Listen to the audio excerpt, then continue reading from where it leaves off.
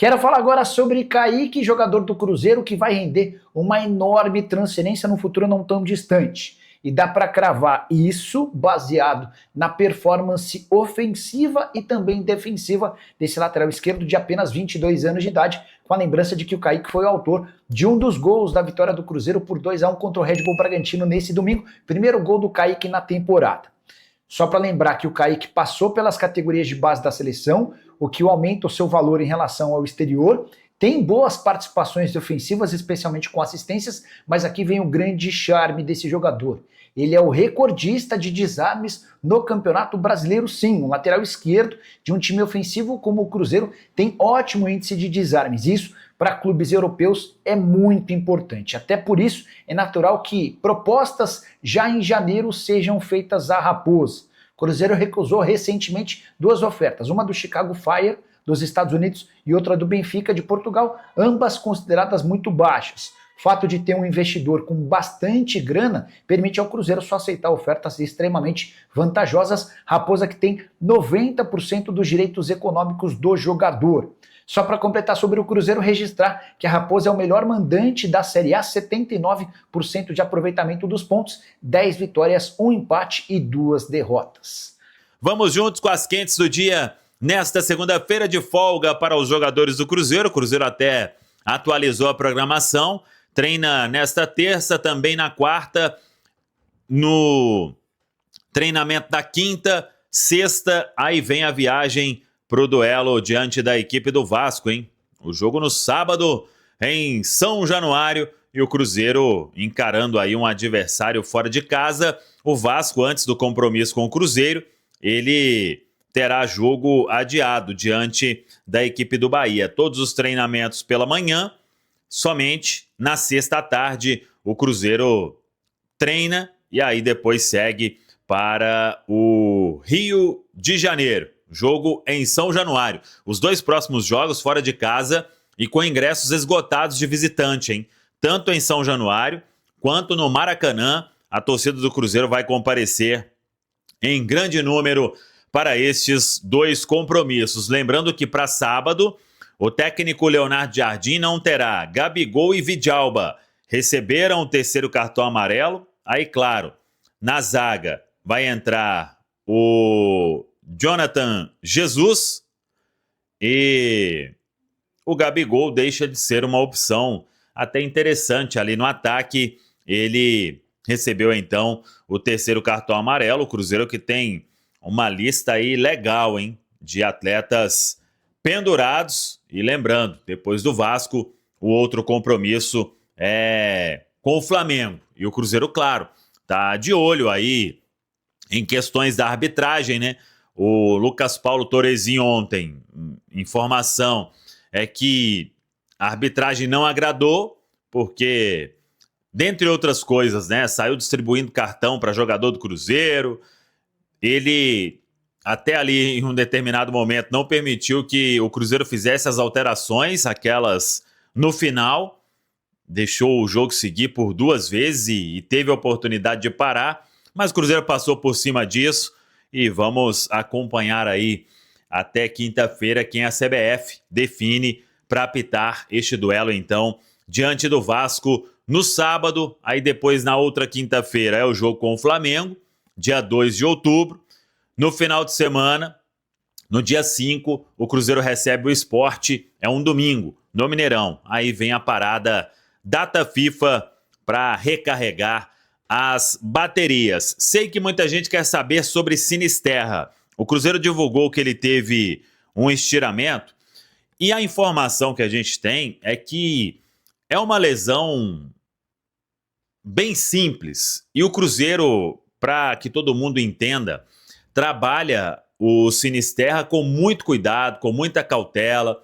Ele ficou um tempo sem atuar por causa de seguidas lesões lá no clube inglês. Então, desde março que ele não atuava, aí veio, estreou contra o São Paulo. Depois, ele teve a oportunidade, né, de jogar contra a equipe do Atlético Mineiro. Teve também o jogo diante da equipe do Bahia, que ele acabou fazendo o gol. Então, o Cruzeiro trabalha com muito carinho nesta questão do Sinisterra. E, a princípio, ele pode ser opção para sábado, hein? Vamos ver aí na reapresentação qual tipo de trabalho o Sinisterra vai fazer, mas é uma condição que o Cruzeiro trabalha para que ele possa atuar normalmente no sábado lá no Rio de Janeiro. Na pior das hipóteses, na outra semana, contra o Flamengo. Então, muito cuidado, muita cautela, um tratamento mais do que especial para um jogador que o Cruzeiro aposta muito. Então, sem pânico neste momento, é a informação que a gente tem sobre o atacante colombiano do Cruzeiro. Tá falado, pessoal? Eu acho que o Cruzeiro, tô vendo aqui, ó, quantos tabus? 1, 2, 3, 4, 5, 6, 7, 8, 9, 10, 11. Isso pra mim não é quebrar tabu, não é mastigar tabu, né? Isso é desempenho, né? Isso é desempenho, isso é um time que tá encaixado, isso é um jogo coletivo que funciona, isso é individualidade. Muito bem, você pega jogadores do Cruzeiro, boa parte desse time titular está entre os destaques do campeonato. Você pega o Fabrício Bruno, muitas seleções do turno ele esteve presente, o Kaique em algumas esteve presente, o Lucas Silva jogando muito bem, Matheus Pereira e Caio Jorge nem se fala, dois caras que aparecem pouco, mas que são pilares desse time, que são Wanderson e Christian, e que ontem tiveram um protagonismo pela mexida do Leonardo Jardim, pela leitura de jogo do treinador na vitória contra o Bragantino. É muito interessante o tabu, né? Esses números que o Rubens trouxe, essas vitórias que não aconteciam há muito tempo, mas isso tudo é consequência do momento coletivo e individual desse time, do desempenho do Cruzeiro do Leonardo Jardim, que chama atenção, que vem jogando muito bem, não à toa, é semifinalista da Copa do Brasil e está brigando pelo título do Campeonato Brasileiro. Então, quebra de tabu é consequência de trabalho bem feito, de jogo bem jogado, de desempenho coletivo e individual. Isso tudo o Cruzeiro tem demonstrado. E me chama a atenção aqui, ô Edu, ó, além do... O Rubens me perguntou do Bragantino, 29 anos, né? É muito tempo, né? Muito tempo. Isso é a idade de um homem adulto. É quase a sua idade, né? É igual quem dera, obrigado, amigo. Eu tenho quase o dobro disso. Mas, ó, você tem aqui 29 anos, a idade de um homem adulto. Mas que aí, quanto tempo o Bragantino ficou fora da Série A também, né? Mas aí você pega Bahia, 11 anos. O próprio Bahia também, muito tempo fora da Série A. Mas o Fluminense, 17. Fluminense não. Fluminense já é um confronto. Fluminense e São Paulo, né, cara? São confrontos que o Cruzeiro tá sempre tendo. São Paulo era 6 anos, mas o Fluminense 17, né, cara? É que Bahia e Bragantino retornam à Série A no momento que o Cruzeiro não tava, né? Aí você porque tem uns times aqui, Bragantino, Sport, Internacional, Grêmio, foram times que disputaram tiveram anos que eles estavam na Série B. Agora, o Fluminense, 17 anos... É muito tempo, né? E aí, cara, é o que eu disse, isso é consequência de trabalho. O Cruzeiro não teria quebrado esses tabus se tivesse um time oscilando, que não estivesse fazendo um grande campeonato brasileiro, que não tá acontecendo. O Cruzeiro é muito regular, é o melhor mandante, né? São 2 derrotas e 1 empate em 13 jogos, são 10 vitórias. Tô falando de cabeça, pode ter algum jogo, vitória para mais ou para menos aí, mas pelo que eu me recordo, acho que são 10 vitórias do Cruzeiro, 1 empate, 2 derrotas para Ceará e Santos. A gente lembra quais são, né, cara? A gente lembra quais são as derrotas, Ceará e Santos. E contra equipes que estão na parte de baixo, né? Que o Cruzeiro era bastante favorito e acabou sendo surpreendido. Sabe qual é o nome disso? Oscilação, que é normal. Sim. Num campeonato de regularidade de 38 rodadas, em 13 rodadas como mandante, o Cruzeiro oscilou em alguns momentos, nesses 2 jogos especificamente, em que alguns pontos chamaram a atenção. Na época, o Leonardo Jardim deu entrevista falando que faltavam algumas peças com características específicas e o Cruzeiro já foi ao mercado, já trouxe essas peças e que já mudaram o jogo, como aconteceu em Salvador, por exemplo. Então, cara, quebra de tabu ela acontece porque alguma coisa positiva está acontecendo. E nesse momento no Cruzeiro são muitas coisas positivas e por isso o Cruzeiro está bem. Agora, dessas quebras de tabu aqui, ó, dessas 11 quebras de tabu, qual pra você, Edu, teve mais peso assim pro Cruzeiro? Contra o São Paulo. São Paulo é uma pedra na chuteira do Cruzeiro. Achei que você ia falar o Atlético, que tinha 4 anos no Mineirão. Mas aí é o clássico, né, cara? O clássico, isso faz parte. Mas o São Paulo, ele é pedra no sapato Asa do Cruzeiro, negra, né? Impressionante. Principalmente em Campeonato Brasileiro, né? Porque mata-mata, Copa do Brasil, Libertadores, você pega aí, puxa pela memória, o Cruzeiro se dá bem contra o São Paulo. Mas quando é Campeonato Brasileiro, aí vem esse ano aqui um jogo duríssimo, jogo dificílimo, São Paulo do Crespo, que aliás foi elogiado pelo Leonardo Jardim na coletiva depois daquele jogo. Sim. Como o Crespo organizou o time que estava bagunçado, deixado pelo Zubeldia, e o Cruzeiro venceu, né? Aquele gol de falta do Matheus Pereira que desvia, o Rafael fez um grande jogo, Foi. Goleiro do São Paulo. Para mim, essa é a quebra de tabu mais simbólica do Cruzeiro na temporada. Você acha que essa teve mais peso também? Eu acho que sim. Acho que teve mais peso, cara. Foi muito comemorado. Porque eu, sinceramente, na hora que o Rubens chegou com essa relação aqui, eu levei um susto. Levei um susto de 11 tabus e pelo tempo, o tempo gigante que teve aqui de 17 anos com o Fluminense, velho. Essa do Fluminense, lá no Maracanã. Aqui o Cruzeiro ganhava. O negócio é lá no Maracanã. Então, essa exterminação de tabus... Agora a frase tá valendo mais do que nunca. Tabu não entra em campo. Mas engraçado, você falar isso de tabu não entra em campo, o Edu lembrou aqui do São Paulo, tabu realmente não entra em campo, mas tem clube que dá... A tiriça, né? Não, sabe, você pode fazer... Pode jogar bem, a bola bate na trave, não entra. Os torcedores do México aqui tem uma frase já dita há muitos anos, que é o seguinte: jogamos como nunca, perdemos como sempre. Às vezes você joga demais e acaba perdendo o jogo, porque tem uns clubes que é meio atravessado. O estilo de jogo do clube, né? A característica talvez ali no encaixe. Sabe quando o osso atravessa na garganta? Um amigo meu comentava sobre o Figueirense do Orlando Scarpelli, que dureza. Também. Tem clube que tem isso. O Atlético tem com o Botafogo, o Cruzeiro tem com o São Paulo.